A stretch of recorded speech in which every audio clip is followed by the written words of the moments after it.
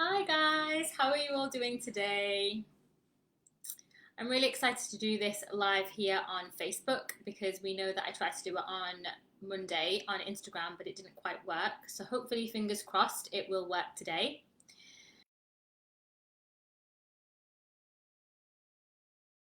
My name is Fatima and I am a psychology careers coach.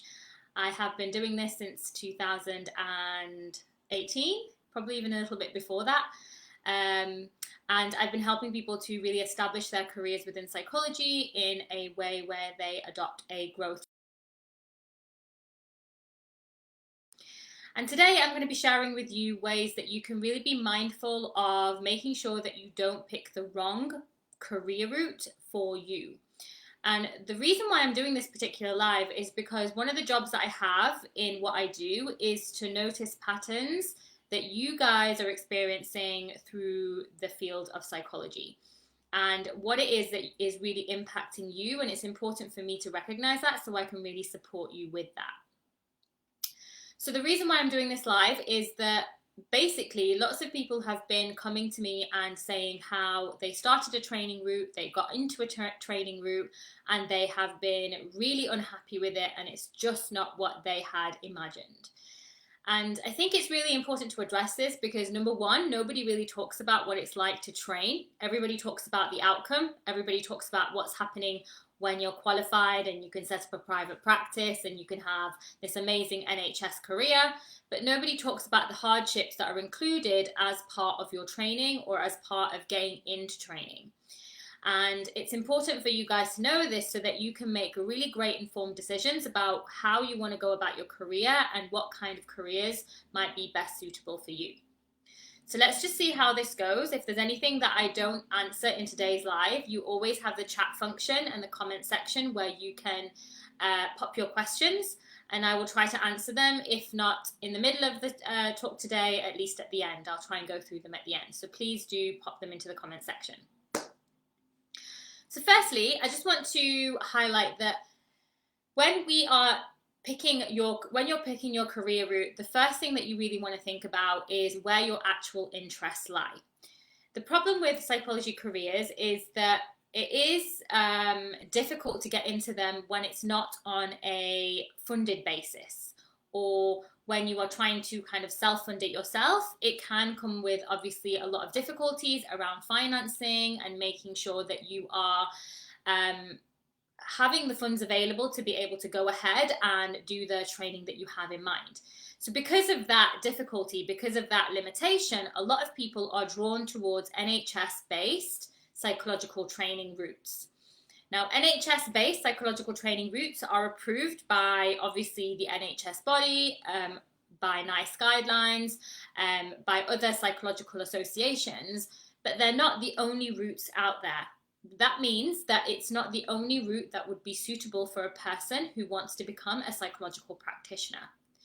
And what tends to happen is sometimes people get into these funded routes and they get into the middle of them or get to the end of them, even before they started practicing in them properly.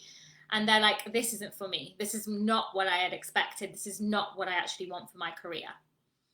And so what we've got to think about is how we can avoid getting to that point where we start thinking that actually the route isn't for you, or you start kind of like thinking about this way before you actually get into the training route itself, so that you don't get to the end of it and you're like, this isn't for me, why did I do this? And then you're constantly like scrounging around looking for something else that would fit that particular training route. So the first thing that you really want to think about is the NHS routes. Are they for you? Do they suit you? When you think about a career in psychology, a lot of people are like, I want to get into this career because I want to help people. Great, fantastic aim to have, for a fantastic purpose to have for why you want to get into psychology, but it's not the only reason that should really support you to move into the field of psychology. The reason being is that firstly, you don't have to be in psychology to help people. And secondly, psychological support doesn't just involve low-level, brief talking therapies. It actually involves a lot of scientific, evidence-based care, which requires a lot of training and expertise in order to take someone through that specific type of approach or therapy. So you've really got to realize whether you are going to be committed to the route that it takes to kind of go through the training to get to the other side where you are accredited and qualified, and whether the approach that is funded actually suits you.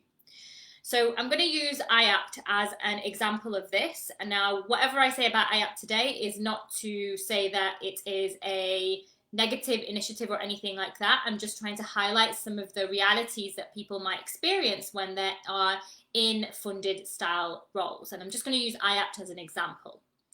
I have trained myself within IAPT, so I know what it's like. I've experienced it firsthand, and I know what it's like to feel like actually it's not the right route for you, but then again, also giving it some time to think, actually, is this the right route for me now that I've given it some time to actually settle in and get used to the role? So the reason why I'm going to use IAPT is because lots of people, when they come out of university, the first thing that they go to is the NHS. The first thing that they go to is looking at NHS-based routes, because some of them can be funded and offered via the government, which means that you don't have to come away with a hefty debt or student loan by the end of it. And of course, that is very, very appealing. However, when you think about joining a service within the NHS, there are a couple of other things that you have to think about. And the other things involve working within a target-based service, working with limitations in terms of how quickly or how much time you have with a patient, working with certain resources that you might feel might limit you in the kind of therapy that you are sharing with people. And you want to think about these things because the NHS are there for a reason. The NHS get funding from the government because they want to put as many people through the service as possible to improve healthcare. But they've also got to think about, aside from like thinking about actually, positive outcomes, they're also thinking about how many people they can get through the system, which means that it can be very target focused. And when it becomes target focused, that can also have a huge impact on the practitioners that are delivering that particular therapy. So if the practitioners are delivering that therapy, they might have certain time constraints.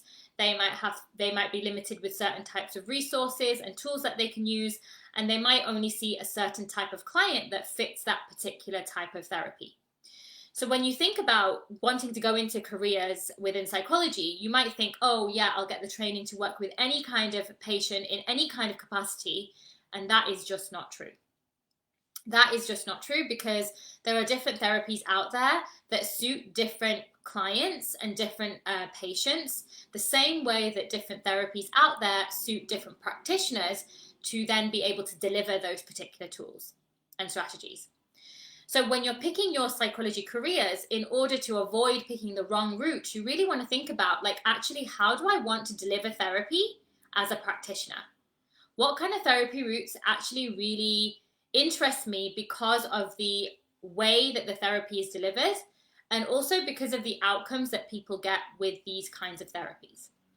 Now, of course, in the NHS, you can get low intensity therapy, which means that you're not really working in depth with deeper rooted issues. You're working more kind of on the, one would say, surface level to support people with anxiety and depression dealing in kind of like day-to-day life. But then you also get CBT therapists that do look at more kind of deeper rooted difficulties as well with other kinds of approaches. But again, it's not necessarily going to be counselling. It's not necessarily going to be psychodynamic or psychoanalytical or integrative. It still will be CBT because it's a CBT approach that you're using to treat those patients, and that's what you've been trained in through the NHS-based funding that they provide. So that is why you want to think about, like, does CBT even suit me? Do I even want to take people through low intensity stuff, or do I want to go into the depths and the deeper rooted stuff with them? Do I actually want to work with people in the community, or do I actually want to work with people that are complex mental health and maybe inpatient care? And so you really want to think about these things because, again, like the kind of therapy that you train in will sometimes determine like what kind of capacity you're actually going to be working in. And again, this leads me on to the topic of the clinical doctorate. Many people strive for the clinical doctorate because it's one of the two doctorates, or well, there's a couple of doctorates that are funded, but it's one of the few that are funded by the NHS and that give you the psychologist title at the end of it. But actually, a lot of people that strive for the clinical doctorate don't quite realise that you're working predominantly with people in secondary care or tertiary care. And you're working with people with complex mental health disorders and not necessarily people with mild to moderate difficulties, because they are more primary care based and they're more seen by like psychotherapists or CBT therapists as opposed to like clinical psychologists. Now, obviously, when you do go through your journey in psychology, you might end up in private practice. And of course, in private practice, you can work with whatever you want. But whilst you're still working your way up to that, whilst you're still kind of building your career, it might be that you get into a route and you're like, this isn't for me. This is not what I had expected. This is not what I actually want. And so you very quickly move on to something else. And so this brings me on to another point, that when you are thinking about your career in psychology, is you have to think about the long-term effects that it might have of you as a therapist, on you as a therapist when you are going through the training. So the whole point of training is to teach you different kinds of things and different tools and strategies that you can use with patients, and different ways of understanding the human mind, the human body, the way we function, the way we think, the way we process stuff, the way we build certain themes and patterns in ourselves as well. A lot to do with our being and obviously our identity. And so when we are learning about these things, these are going to be new things that we're not familiar with already. Unless we've done tons and tons and tons of reading, unless you've done tons and tons of training before, you're typically going to be stretched. And you're going to be stretched in lots of different directions, which is going to feel uncomfortable. Therapy training, although it might feel aligned, isn't always meant to feel comfortable. So if you start going into certain therapy routes and psychological routes and you're like, oh my God, this is too much, I can't do this, then it's actually quite normal for you to feel like that. It's normal for you to feel stretched and to feel like, actually, you know, I'm not sure if this is for me.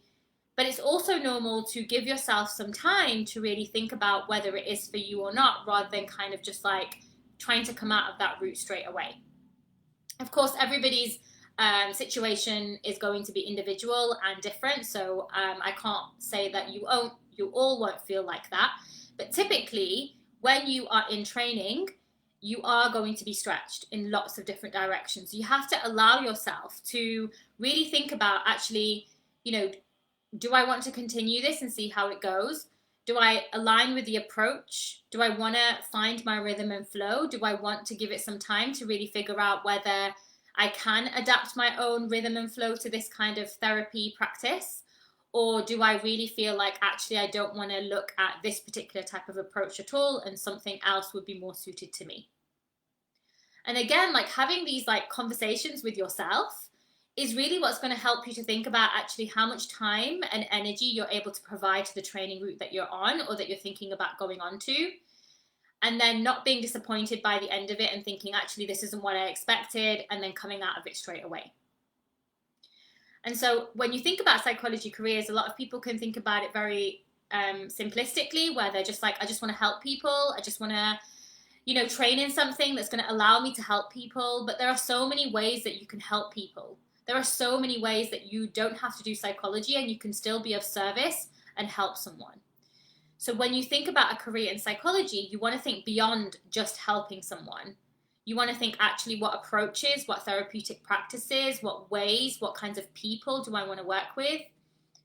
And that will help you to think more whether doing training in psychology within that kind of 5 to 7 year period to become a fully all-rounded, qualified, accredited individual is going to be a pathway that you want to take, and if it's going to be a route that you want to take.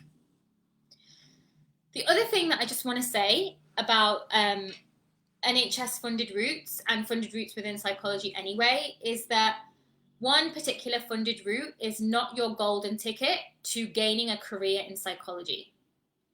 If you don't align with that practice, even if it's funded, then it's not going to give you the job satisfaction that you are looking for. If you are a person that prefers to sit with people, talk them through stuff, go through a specific type of approach, but then you've done training in something where you've got to use a completely different way of doing therapy, where you've got to take them through certain tools and strategies, and it's not so talking based, then that's naturally going to make you perhaps feel dissatisfied with your job and make you feel like actually you wish you'd pick something else and that you wish you were doing something else. So again, this is why it's really important to think about, like, what kind of approach, practice do you want to do? What kind of people do you want to work with? What kind of services do you want to be situated in? Because again, that will determine how fast-paced you work, how many people are likely to be on your caseload, how much, not pressure, but I guess different responsibilities will be added to your plate in terms of managing supervision, in terms of management of teams, in terms of delivering training. Some roles have that as a requirement. If you are especially doing like funded training, sometimes you have to deliver training or supervise people as part of your role. And again, you want to think about that, if that's something that you actually want to do, and if that's something that can actually be something that you can envision yourself doing. And so that's why you've really got to think about, actually, are some of the self-funded routes going to be more suitable for me? Because time and time again, I hear people saying, I'm really interested in counselling and I really want to go for the PWP route. Counselling doesn't exist in PWP work. Yes, you talk people through stuff. Yes, you talk them through certain protocols, but it is CBT based. And CBT and counselling, although you might have certain traits of each therapy merging into each other and overlapping, they're two different approaches. Counselling is not necessarily CBT and the other way around. The same way that you look at wanting to become a counselling psychologist, becoming a counsellor and a counselling psychologist are two separate things. The science, the training, the approaches are two separate things. And so again, like when you think about, I want to go into counselling psychology, I want to become a psychologist in counselling, that's going to be a completely different route to becoming a counsellor with a non-psychologist body. So again, you want to make sure that the route that you're taking is going to be the route that you actually want, is actually going to give you the desired outcome that you have. Because again, people can sometimes get confused, like, oh, counselling is all just one thing, right? And it's actually, no, you can become a counsellor, or you can do counselling in different capacities. So again, it's up to you to think about, like, what capacity do you want to deliver counselling in? So the reason why I'm also highlighting this is because if you're dissatisfied with your training, a lot of the times what can happen is when you're in a funded route, you have to look at the contracts. And sometimes, especially now with the way that people do tend to leave jobs very quickly and the high turnover of staff that you get, especially within IAPT, the IAPT services are now coming out with certain contracts where you have to stay within a role for 2 years after you have qualified to make sure that you give back to the service what they have essentially funded you to train in. Because people tend to leave if they don't like it. And because it's funded and because it was given to them on a funded basis, like, they don't really feel obligated to stay. They're like, oh, yeah, the NHS provide free stuff all the time. I can move on to something else. You know, it's totally fine. And yeah, everybody has their own agenda. Everybody has their own way of thinking about psychology careers. But you want to think about, like, job satisfaction. You know, you've trained for it for a year, or you've trained for it for a couple of years. Wouldn't you want to make the most of that training and learn within that particular role before you move on to something else? Isn't that going to help you to look at a different way of applying therapy before you move on to something else? Are you wanting to allow yourself some time to have that rhythm and flow and find your own kind of like way of doing that particular therapy before you move on to something else? Won't that teach you a lot about yourself as well as a therapist? Instead of you going into something else and again going into another years of training or another 3 years of training or something like that, and then again coming out with the same outcome that, oh, this isn't what I expected. So it's really your attitude that you have to think about when you are approaching psychology careers. Is, am I doing this because I'm really aligned to it? Or am I doing it because it feels like a golden ticket to a career in psychology, even if I'm going to be dissatisfied, even if I'm not going to be very happy in it? So I'm just trying to help you think about like different perspectives that you can approach psychology careers in a healthy way where you do have job satisfaction. And IAPT work and funded routes are not for everybody.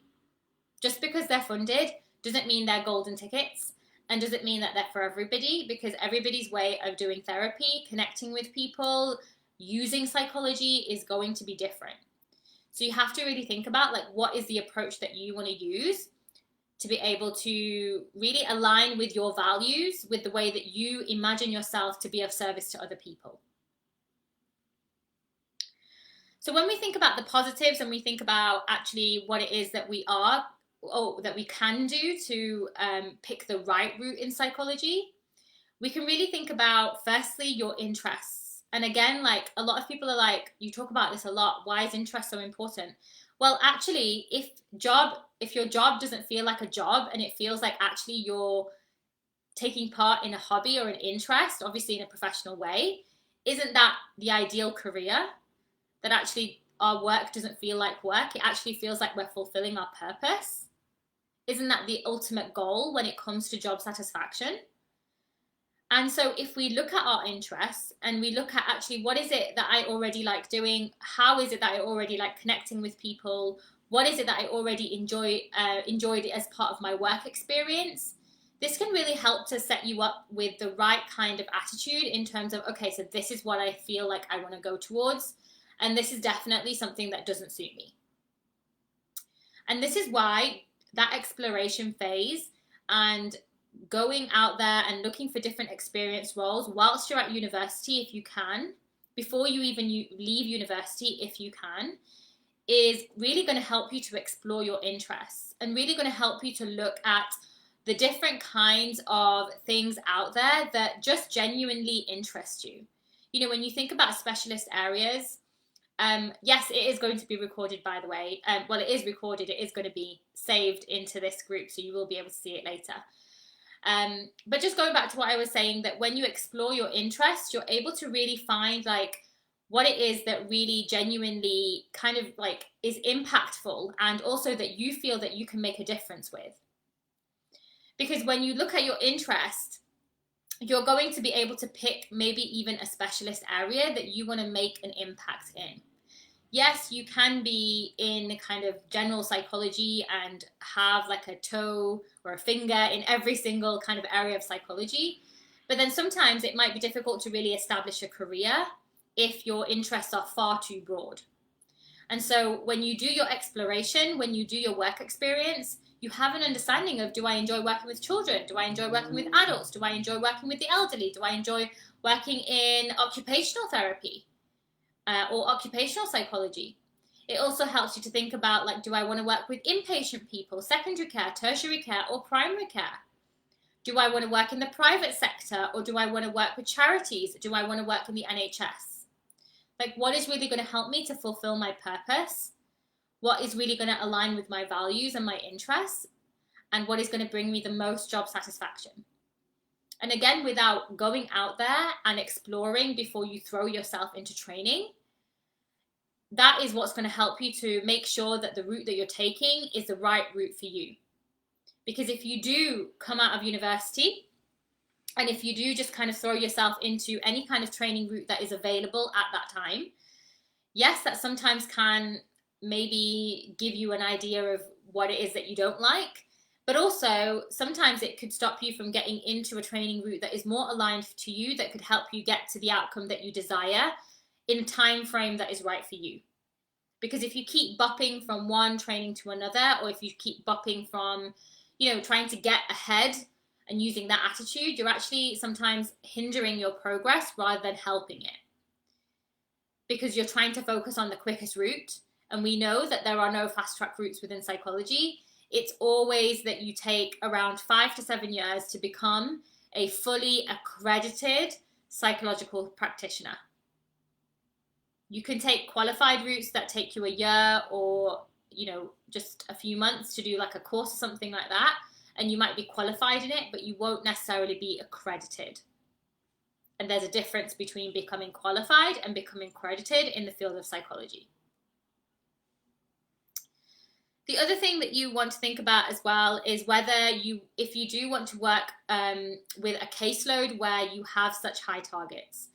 With the NHS, that is something that you typically do get, where you do work with a lot of targets. So the typical funded routes that you get, you will end up going into a role where you do work with targets. But then you also get counselling and psychotherapy routes, which are private routes that you go down on a self-funded basis.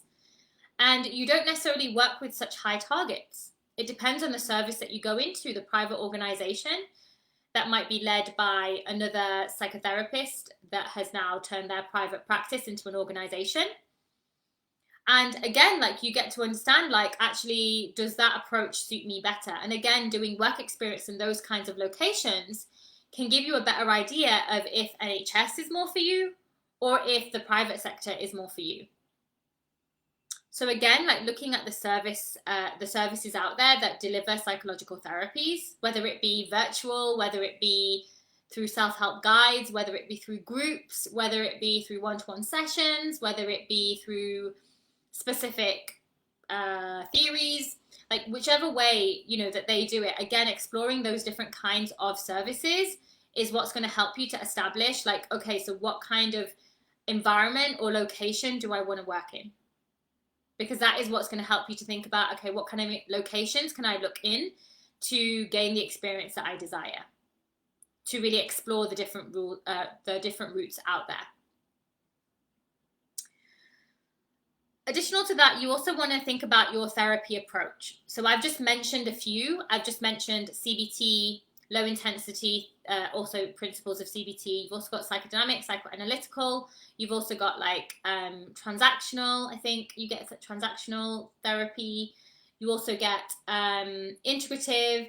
You also get, like, EMDR therapy. You also get CAT therapy. You also get compassion focused therapy. You get so many different therapy routes out there.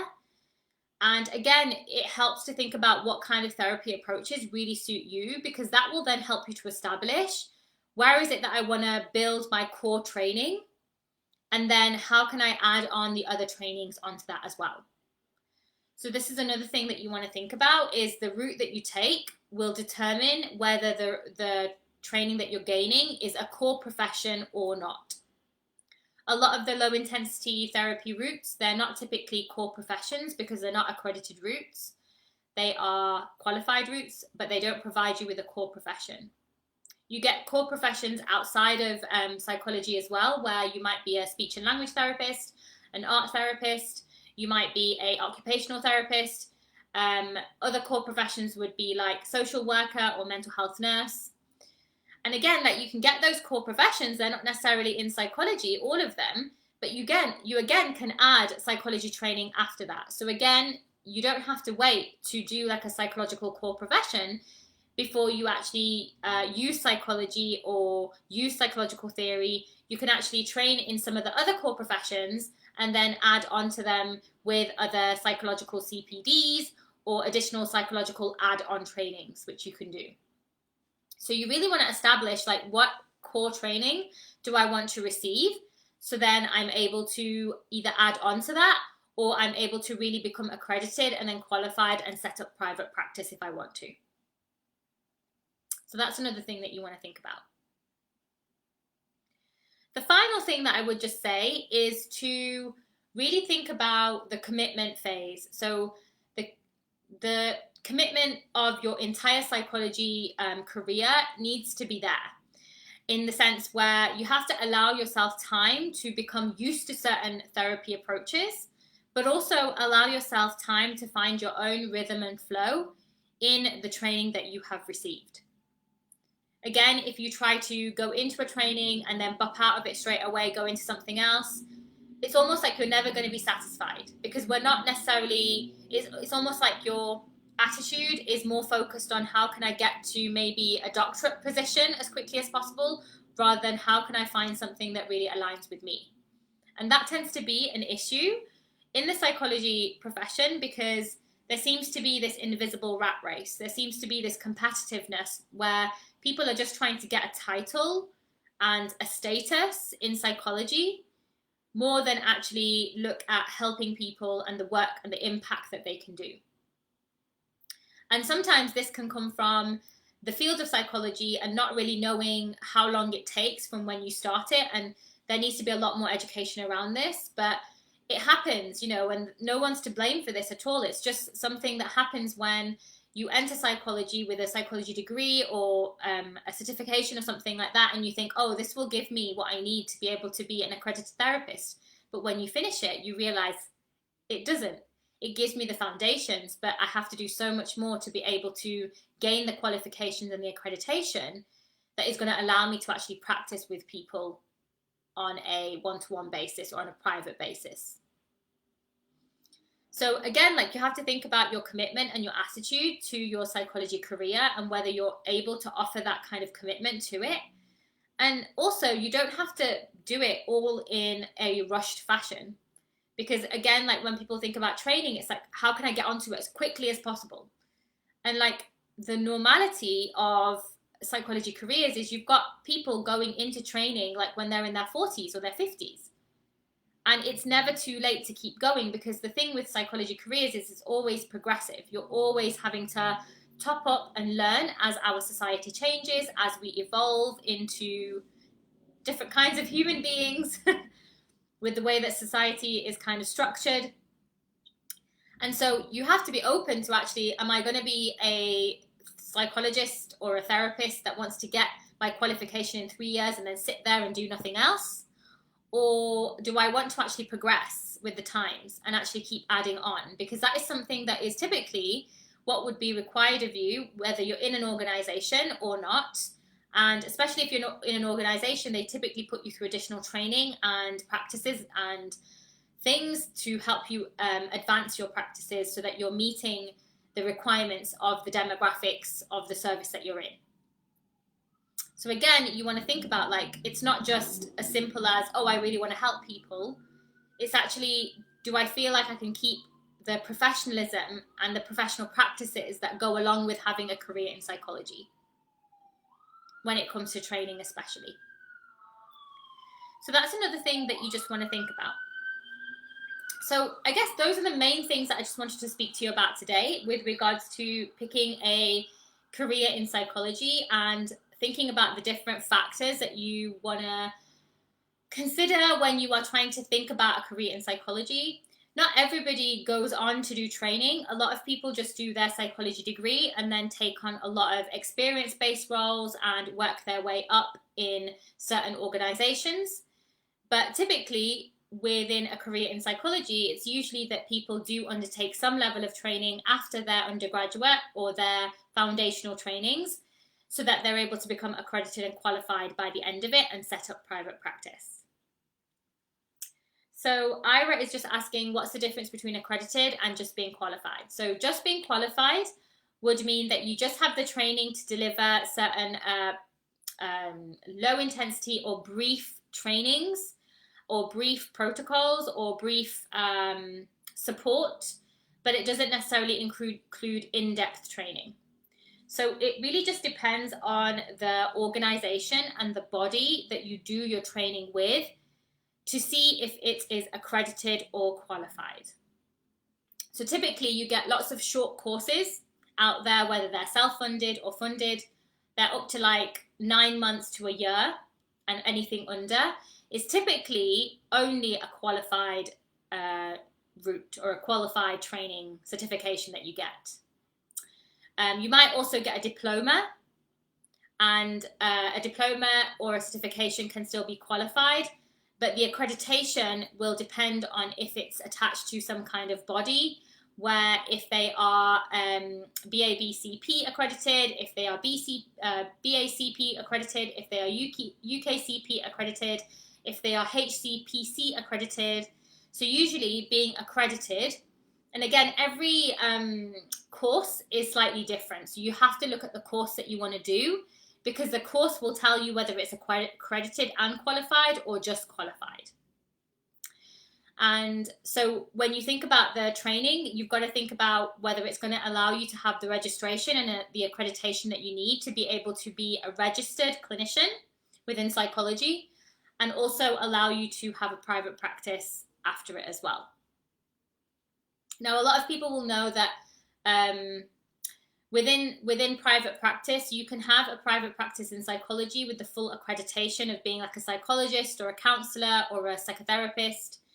But also in the field of coaching and mentoring, you can actually become a self-employed coach and mentor without being accredited or qualified. And that would be a different kind of route that you would take. I guess in psychology, there is coaching and mentoring involved, but coaching and mentoring is like a whole different field within itself that can actually be seen as separate to psychology. Although you do use a lot of like principles of coaching and mentoring in psychology, of course.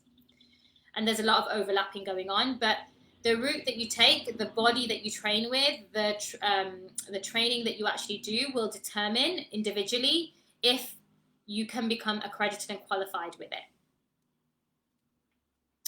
Any good references to read upon to get to know the different terms? So actually there aren't many terms out there.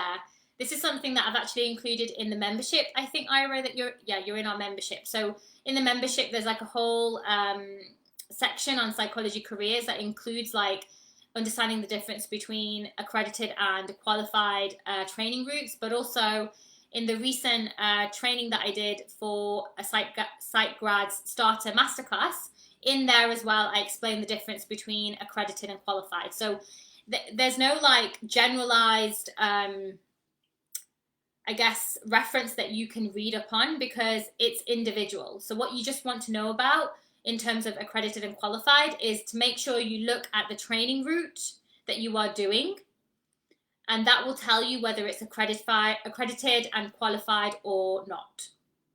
Because you get like Skillshare, Udemy, Center of Excellence, you get lots of different like private organizations out there that offer trainings on certain things, and sometimes they're just knowledge-based trainings. They're not necessarily qualified accredited training routes. And typically if it's quite a short course, then it might give you a certification that you can put on your CV or your personal statement, but it might not necessarily accredit you to then use that qualification and go private practice with it, if that makes sense. So yeah, I would definitely have a look at the resources in the membership if you're in the membership. But for now, I guess that is what you kind of need to know about accredited and qualified. Do we have any of the... Yes, you can watch the masterclass in the membership. It's there. Do we have any other questions that we've got with regards to today's live about picking the wrong route within psychology? Please post it onto the comment section now, and I'll have a read of them and answer them now whilst I'm live. And if you've got any other questions, you know you can post them even after this live has taken place.